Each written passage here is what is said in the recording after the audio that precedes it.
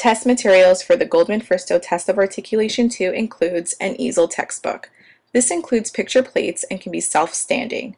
This helps the clinician present the pictures and give the suggested cues. The material is presented by showing the picture and pointing to a specific part of it. For example, the clinician would point to the picture of the telephone and ask, "What is this?" The manual gives rationale and test development history. It also provides information on how to administer and record each response for each section of the test. Data regarding norms, reliability, and validity are also included in the manual. A supplemental developmental norms booklet is also part of the testing materials. Its purpose is for the clinician to compare their client's results to the norms tested and determine the client's developmental age in regards to articulation. The booklet is used by clinicians to determine if the client qualifies for services. Lastly, included in the testing materials for this test are the 25 response forms. These forms are used by the clinician to record testing results. The form can then be used in the future to compare to a second test form to see if the client has made any progress. The response form has a section for recording identifying information about the client.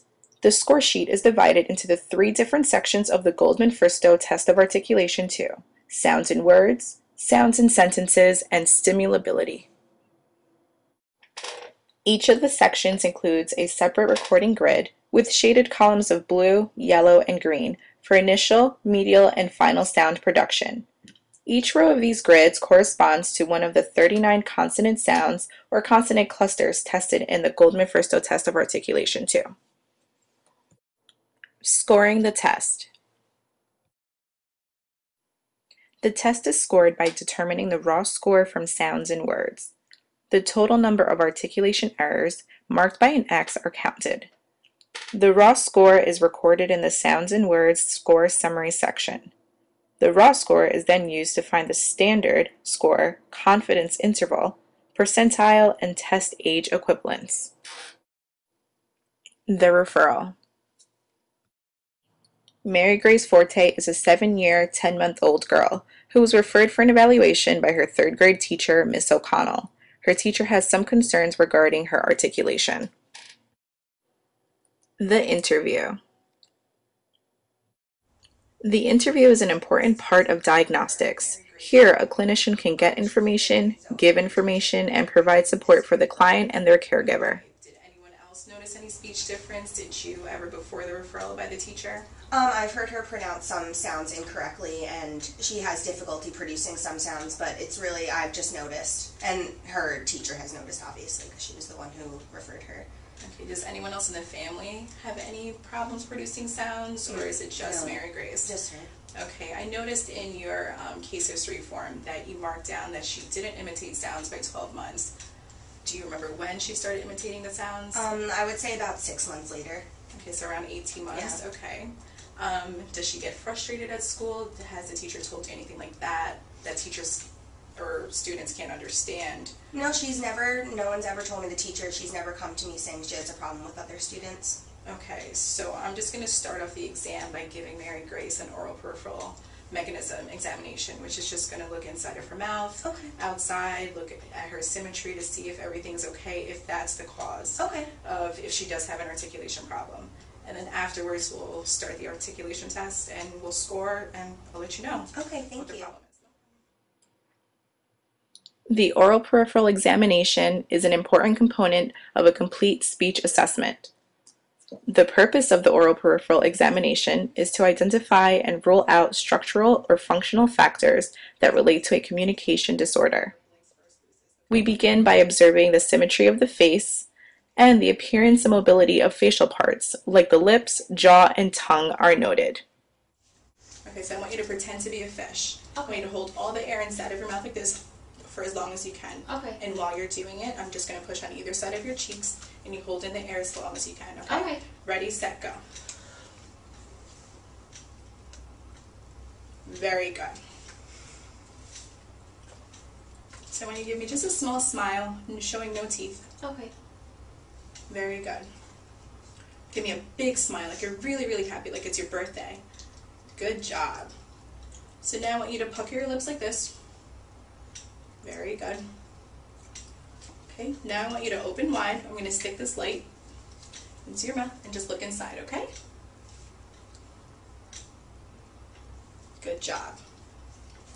Now I want you to say, ah, and I'm going to still shine the light inside of your mouth. Good job. Now I want you to say ah for as long as you can. Ready, set, go. Stick your tongue out a little bit for me while you do that. Very nice. Good job. So now I'm going to take the same tongue depressor like before, and I want you to stick your tongue out. Stick it out. Can you do it a little further for me? Can you touch the stick? Good job. Now I want you to push the stick as far as you can right in front of your mouth. A little harder. Good job. Now I want you to be able to push the stick to the side. So I want you to touch. Good job. And touch on this side. Very good. So now we're going to you're going to copy the sounds that I make, and then we're going to put all the sounds together. So I want you to start by saying pa pa pa pa pa. Pa pa pa pa pa. Next is ta ta ta ta ta. Ta ta ta ta ta. Next is ka ka ka ka ka. Ka ka ka ka ka. Now we're going to put the sounds together like this, pa ta ka, and I want you to say that as many times as you can in a row. So pataka, pataka, pataka. Pataka, pataka, pataka, pataka. Very good. Any abnormalities of the articulators of the speech mechanism can be the cause of an articulation problem. Prior to the GIFTA 2 assessment, the clinician should read the manual thoroughly and become familiar with the directions of each test with the GIFTA 2. The test should be given in a quiet, well-lit room with a table and at least 2 chairs. The self-standing easel should sit on the table with pictures facing the child's chair. The response form should be placed behind the easel on the tester side of the table. Demonstration of sounds and words. The easel should be turned to the first tabbed page, which is blank. The clinician will then read the specific instructions to the examinee in a natural conversational style before the first picture plate is shown.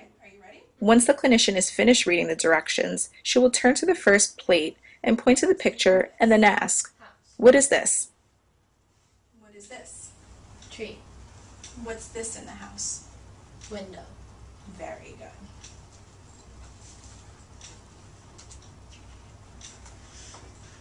What do you call this?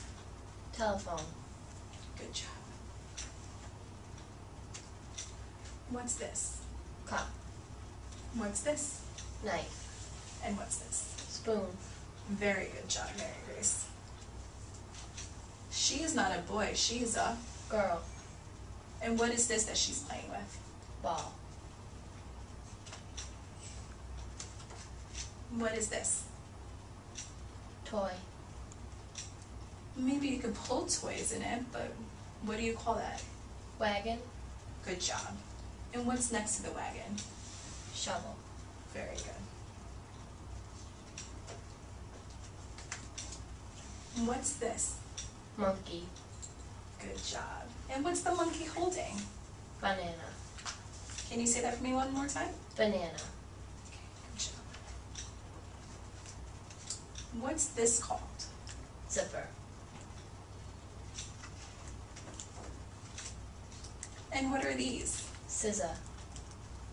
Can you say it one more time? Scissor.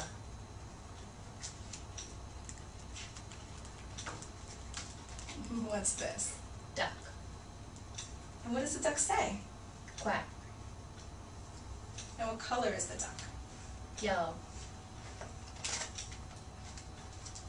What do you call this? Vacuum.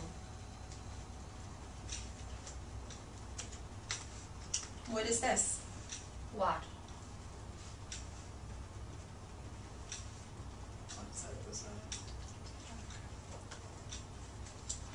What do you call this? Plane. Say it for me one more time. Plane.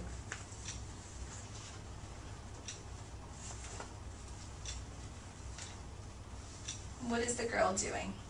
Swimming. I like to swim too. You do? Can you swim in the deep end? Mm-hmm. What's your favorite stroke? On my front. You like the what? On my front. On your front? Okay. What are these three things? Watch it. Good job. What's this? Yamp. Say it for me one more time. Yamp.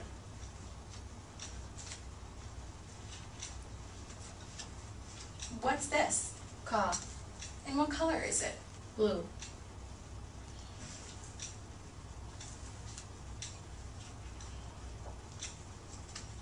What is this?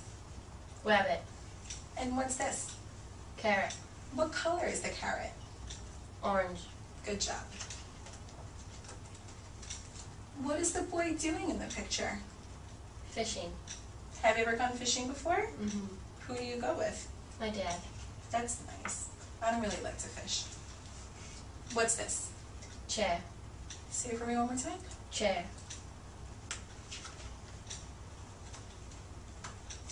This fell off the bird. What do you call this? Feather.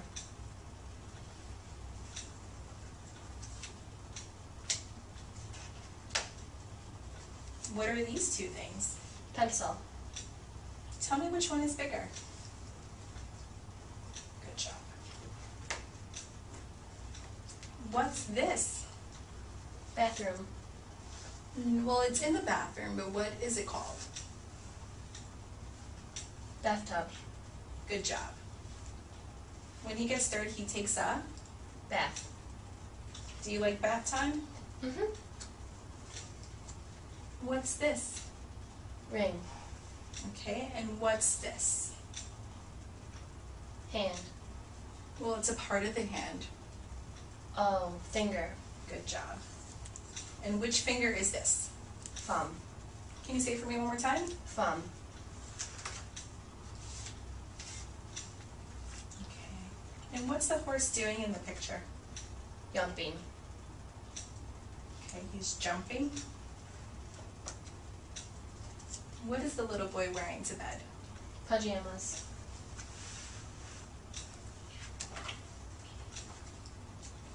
And what are these? Flowers. And what do you call this? Brush. And what's this? Drum. Very good job.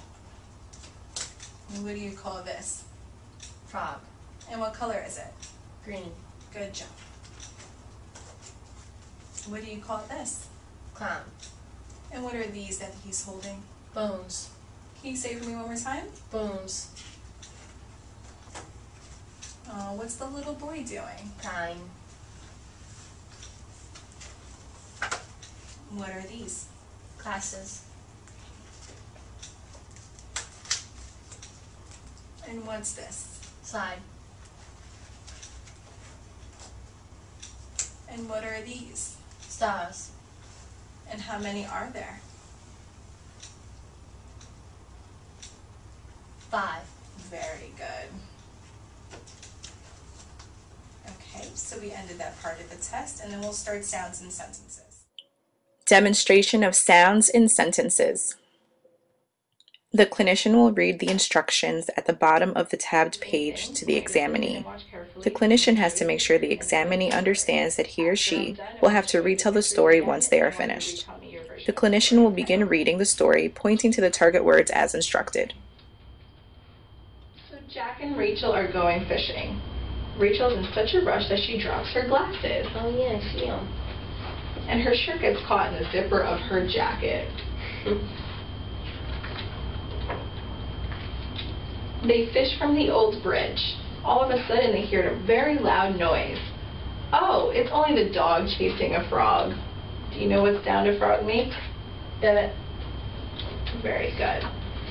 So Jack and Rachel catch 13 fish. That's a lot of fish. So we're going to count 1, 2, 3, 4, 5, 6, 7, 8, 9, 10, 11, 12, 13. They laugh because they are very, very happy. They go back to Jack's house. Jack's mother cooks the fish that they caught. Okay. After the clinician finishes reading the story, they must turn back to the first picture and ask the client to retell the So now story. I'm going to have you retell me the story. I'm going to show you the pictures like we did last time. Okay. Okay. So what do you remember? Do you remember their names? The boy and the girl? Jack and Rachel. Very good. And what were they doing? They're going on a fishing trip, and she lost her glasses Can you point to me where she lost her glasses? on the grass. Very good. Do you remember anything else that happened? They brought their dog, and she was in a hurry and got her shirt caught. Good job. If target words are not being used, the clinician should try to elicit them by asking questions about the picture or pointing to specific details rather than supply the words for imitation. So what's going on here? They fished on the bridge, and their dog chased a frog. Do you remember what sound the frog makes? And it, Okay. Wow, that's a lot of fish. Do you remember how many fish it was? it was Can you count out loud for me and point? 1, 2, 3, 4, 5, 6, 7, 8, 9, 10, 11, 12, 13. 13 fish. 13? Very good. And where did they go now? To Jack's mom, she cooked it. She cooked what? She cooked the fish. Demonstration of stimulability. Stimulability can be administered after either sounds in words or sounds in sentences. Stimulability is used to determine the relative ease in which the examinee can correctly produce previously misarticulated sounds in a situation that gives them every advantage of visual and auditory modeling. When administering the stimulability material, the clinician is only to test the sounds misarticulated during sounds in words or sounds in sentences.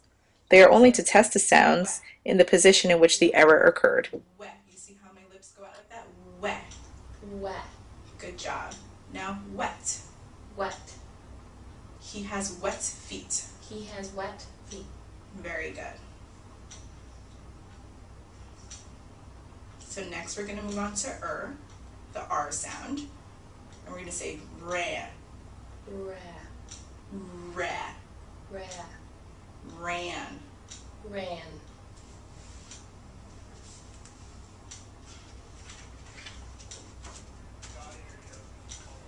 Thaw, Thaw. thaw, Thaw. thaw. Thaw. Good job. Testing of each error sound starts at the syllable level, and with success will progress to the word and sentence level of complexity. If the examinee succeeds in imitating the syllable, go on to the word imitation. If the examinee succeeds in imitating the word, go on to the sentence imitation.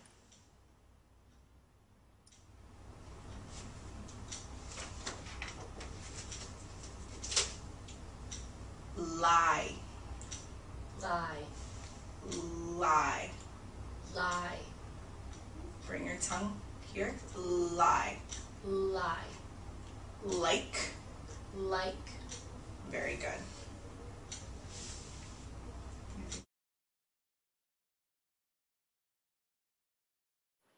The recording of notations of errors differs between the levels of articulation that are being evaluated. For Level 1 testing, presence of error, the clinician must record each notation in the corresponding cell for that particular sound and its placement of production. If the sound is produced correctly, the cell can be left blank or marked with a check. If the sound is produced in error, an X is marked in the cell. If the sound is not produced, a diagonal line is put in the corresponding cell. For Level 2 testing, presence and type of error, the clinician would have to mark the cell with IPA symbols for substitutions, omissions, distortion, and addition.